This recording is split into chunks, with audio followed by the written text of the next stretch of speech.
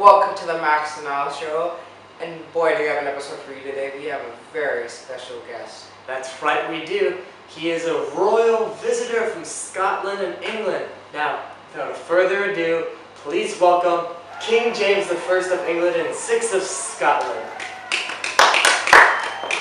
Nice to meet you. You can sit right there, man. It is Nice to meet you. Pleasure's all mine. How's it going? Oh, you know, a long carriage ride. Yeah. A few hundred years, give or take a few. Then let me, real quickly, what are you wearing?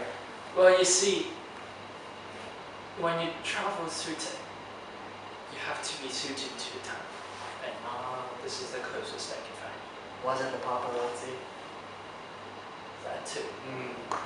And well, actually, before we start and get on to our topics that we have for you, I'd just like to say I'm really pleased and like to say that your movie was amazing. James Bond 001, The Battle in Ireland. Actually, I'll say you'd be amazing at it. That movie is really super. It is really a lot to was great. That movie was good. I'll tell you, I know it got mixed reviews, but I'll be honest with you, Rotten Tomatoes, not the best. Okay. But anyways, back to the show tonight. So, Macbeth. Yes. How do you feel about this? Well, I did get to see the play, and it is a smashing performance. It's a great story of loyalty and desire. you saw the original, correct? Yes. By the one and only William Shakespeare. Yes. You even met him. At times. At times, of course. He was always in his work. He, of course, wrote Romeo and Juliet, Macbeth, which we're speaking about today, Hamlet. He wrote all those, correct? I do believe so. I do believe so. Wow, let's try to get some background information to start with for our audience. Let's talk about two of the most significant characters, Macbeth and Lady Macbeth. But let's start with Macbeth. Well, Macbeth is a very honorable man. He's a general. He is the cousin of the king. In the beginning of the story, he is just a just man, and there is no reason for him to be evil. Because he's related to the king of that time, King Duncan, their cousins. Yes. And he's a thane, so he has a lot of land, he has a loving wife, so there would be no reason for him to, correct? Yeah. Of course. Then there's Lady Macbeth, of course. How do you feel about her? Well, Lady Macbeth is, she's a very strong-willed woman, and that really shows, especially when she talks to Macbeth, because her character is just so strong that she really has an influence over all the people around her. She's kind of the person, I think, that when she wants something, she goes for it. She's not hesitant, is she? Yes, that's how I would put it as well. Okay. Now we have a couple videos for you to show you certain acts and scenes. This particular one was directed by who? Philip Cosson. Philip Cosson. Casson. And we're just going to show these to you right now, and we'd like you to kind of commentate and give us a comparison of the two, and kind of just answer a few more questions. Now wait. That sounds For the audience here, since this is a literature show, and we're going to talk about Macbeth, we are going to compare the original play, which he has seen, to these clips that Al was just talking about right here. We're going to do two main ones. The first one is Act 1, Scene 7, right? We're going to play the clip, and you, the audience, will be able to see it, people at home watching it. And then after that, we will do Act 3, Scene 2, right? Very significant parts, so at the moment, we are going to play the clip for everyone to see. I'm really interested to see how they do the screenplay. Anna. What news? He is almost supped. Why have you left the chamber? Hath he asked for me? No, not he has. We will proceed no further in this business. He hath honoured me of late, and I've bought golden opinions from all sorts of people, which will be worn now and then newest gloss, not cast aside so soon. Was a hope drunk wherein you dressed yourself? Hath it slept since? And wakes it now to look so green and pale at what it did so freely? Ah! From this time, such I account thy love. Art thou afeard to be the same in thine own act and valour as thou art in desire? Wouldst thou have that which thou esteemest the ornament of life, and live a coward in thine own esteem, letting I dare not wait upon I would, like the poor cat of the adage? Prithee, peace. I dare do all that may become a man. Who dares do more is none. What beast was then that made you break this enterprise to me? When you durst do it, then you were a man. And to be more than what you were, you would be so much more of a man. Nor time nor place did then adhere, and yet you would make both. They have made themselves. And that their fitness now does unmake you. I have given suck, and know how tender 'tis to love the babe that milks me. I would, while it was smiling in my face, have plucked my nipple from its boneless gums and dashed the brains out, had I so sworn as you have done to this. If we should fail. We fail. But screw your courage to the sticking place, and we'll not fail. When Duncan is asleep, whereto the rather shall his day's hard journey soundly invite him, his two chamberlains will I with wine and wassail so convince that memory, the warder of the brain, shall be a fume, and the receipt of reason a limbeck only, when in swinish sleep their drenched natures lie as in a death. What cannot you and I perform upon the unguarded Duncan?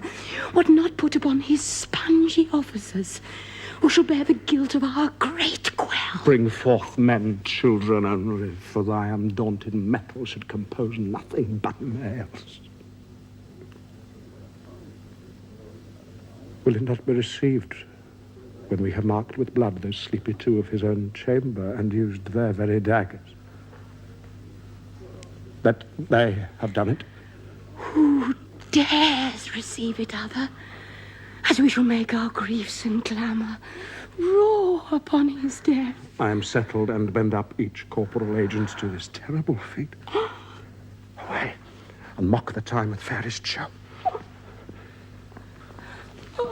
False face must hide what the false heart doth know.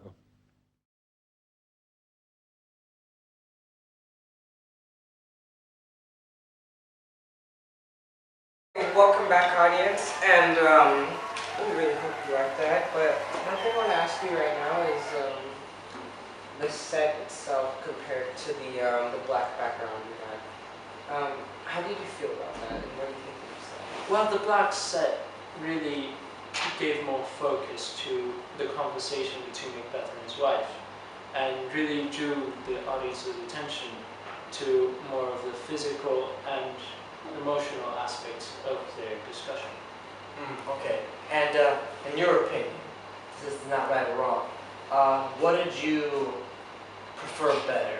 This black screen that was used here, or the original that was used by William Shakespeare, a regular set in the background? Well, they both have their advantages. The set gives a lot more context to the story, but there is a huge risk of distracting the viewer, while the black background really draws the attention of the viewer to what is going on the stage rather than what is behind the actors. Yes. And now, of course, now we must move on to the actors, an actress that played in this. Sir Ian McKellen, as audience may know, as Gandalf the Grey from Lord of the Rings, and Judi Dench, of course. I don't think you know them, you just arrived here.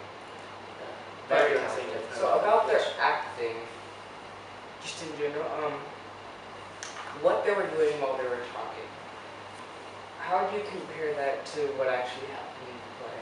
Well, it was interesting to see how they used physical movements, like hugging and just a small struggle between them, a small physical struggle, wanting to gain to hugging and affection. And I don't know if you guys felt this way too, but I love the part, like the minute she was talking about killing the king, you know how he was shushing her. He's like, shh. And he kept just, nodding back and forth. I thought that was great. So Ian McKellen really did seem to grab the essence of Macbeth. He really understood his part. And Judi Dench was very convincing that a person that just wants what she wants, like you said before. She did show a lot of character. And Al Nigam, do you know that you know the actor Sean Bean? He's very famous. I can't say I do. Yeah, don't worry about it. He's starring in a new Macbeth film actually. He'll be playing Macbeth if you want to go and see it. But spoiler, he dies, of course. But, anyway, who's Sean Bean? he's a good actor. He's just good. But one thing I'd like to talk with you right now is the part as a whole, just like in general. Why is it really significant to the play? Well, this is where we see that Macbeth, despite being the mighty warrior that he is, when it comes to his wife, he still has a soft spot for her. There is a lot of love and a lot of affection, and he does not have as strong a will as his wife.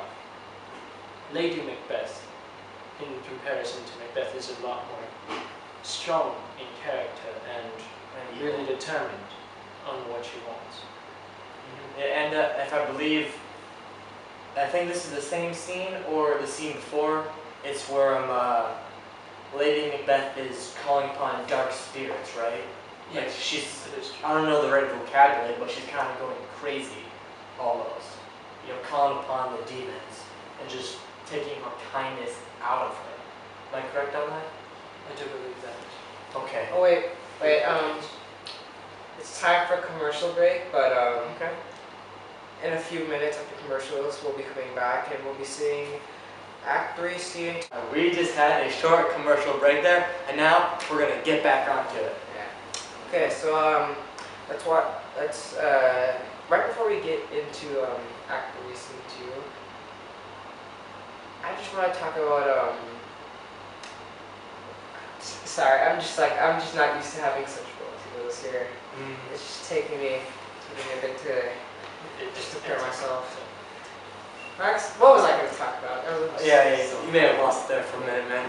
We're just gonna ask you about what you understand about Act 3, Scene 2. Like, what do you give it that? Well, definitely some important things are again, the way that the actors interpret it can have a big influence on how the audience perceives the play overall. And also how there is a change between Act 1, Scene 7 and Act 3, Scene 2. That should be interesting to see. It's a switch, right? Characters switch, basically.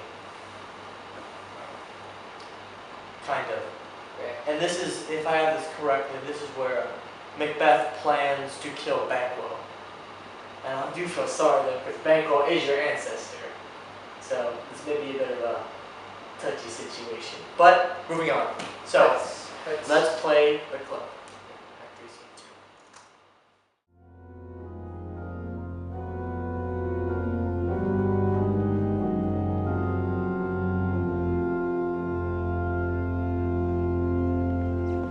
2. Is Banquo gone from port?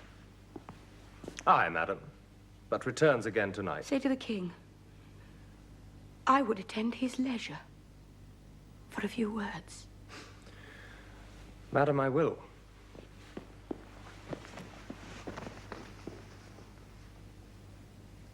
Nought's had. All spent. When our desire is God without content. 'Tis safer to be that which we destroy than by destruction dwell in doubtful joy. How now, my lord?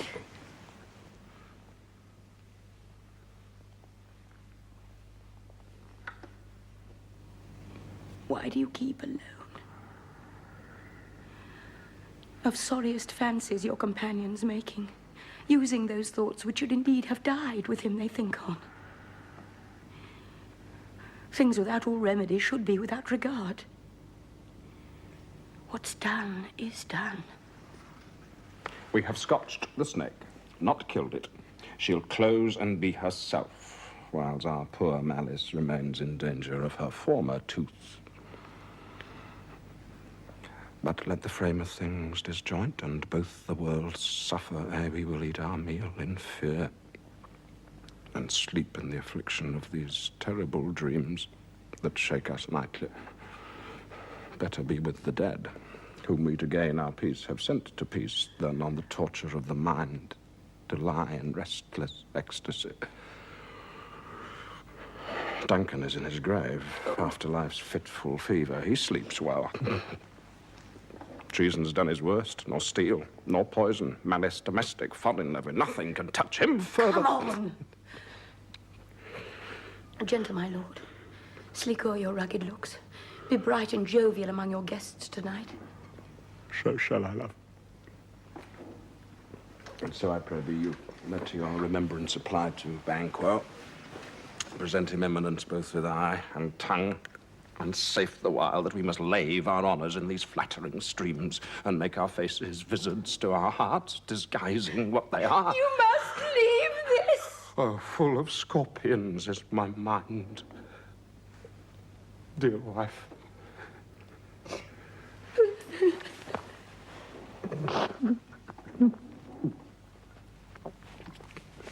Thou knowest that Banquo and his fleeance live. But in their nature's copy's not eternal. Well, there's comfort yet. They are assailable.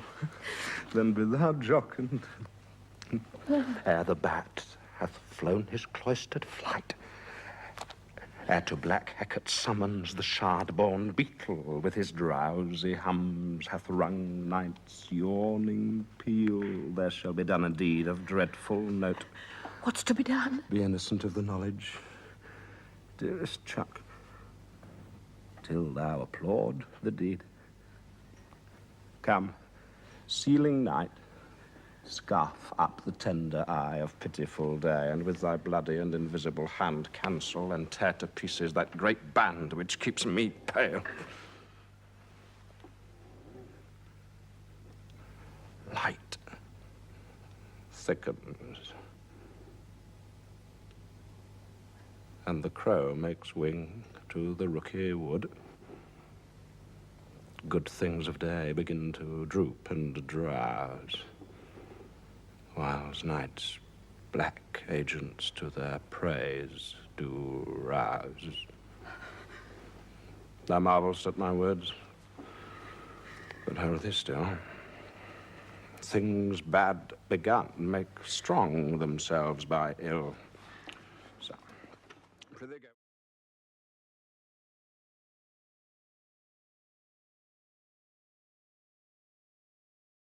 And welcome back, audience. I had some mixed emotions about the Actor Scene 2, but Emotions were mixed. what do you think about it? Because you watched the original play. Well, Lady Macbeth's performance, it really defines the scene as a whole. Like, the way she kept to herself at the beginning and just did not show her weaknesses to Macbeth. It really was a big change. But Max, what about the soliloquy that we were It was, Lady Macbeth was speaking to herself, right? yeah, The audience. just the audience. Yeah, just Kind like, of like us right you now. know, speaking about, yeah, just like, you're asking me if I liked it? No, So what like did that? you find anything? What weird did you about see? it? What did you think? Well, the way that she acted in it was very, you could just tell she was just standing still. She was talking to the audience, of course, but she was very void of emotion at that time. Yeah. You can just tell. Eventually, when she got to Macbeth and they were speaking, of course, then she started to cry a bit. At that soliloquy, at that moment, she was just nothing. Yeah, It was because good. at the time, like, you correct me if I'm wrong, to kill a king was a terrible act for a Christian to do. Because he was selected by God, and she kind of saw him as a father figure, as she saw him as a dead body, Yes. after seeing the dead body. Then she kind of felt as if she killed him at that point. So I kind of find it a bit weird how she wasn't like frantic and when she was alone, other than when she was hiding her emotions from him. And she was trying to hold it in for the soliloquy. Yeah. But after that, she let it out to Macbeth. Yeah, she did. But was Not not exactly. she would be letting it out. She didn't let it out completely. Well, When after was She Macbeth- tried like keeping it away because she didn't want Macbeth to like. Well, after worry. that part where he was talking about my mines are full of scorpions, she started to cry and she put her. Yes, but that's just her trying to insist to Macbeth that it is not something for him to worry.